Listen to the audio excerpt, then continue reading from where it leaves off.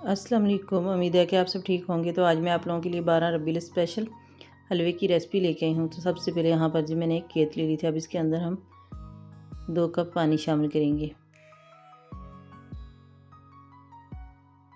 और 1 कप हम इसके अंदर चीनी शामिल कर देंगे। 1 चुटकी येलो फूड कलर शामिल करेंगे। इसके अंदर 3 छोटी इलायची भी शामिल कर देंगे। एक बार चीनी को अच्छी तरह से हिलाएंगे। तो यहाँ पर जी चीनी अच्छी तरह से मेल्ट हो चुकी थी। इसको हम उतार लेंगे। यहाँ पर जी मैंने एक कढ़ाई ली थी। अब 1 कप हम इसके अंदर ऑयल शामिल करेंगे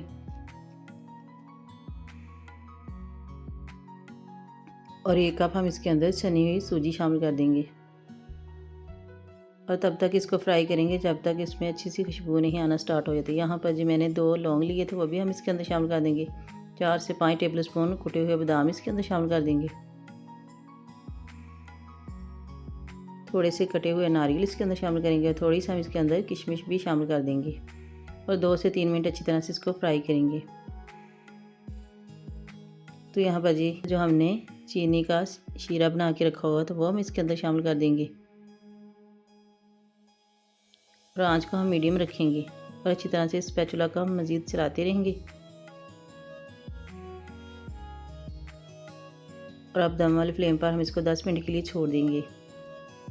ढक्कन को हटाएंगे, स्पैचुला को एक बार फिर से चलाएंगे, फ्लेम को हम ऑफ करेंगे। तो यहाँ पर जी मज़ेदार सा हलवा हमारा रेडी हो चुका था। अब इसको डिश आउट करेंगे और आपको इसकी फ़ाइनल लुक दिखाते हैं। और अब इसके ऊपर थोड़े से कटे हुए पिस्ते भी डाल देंगे।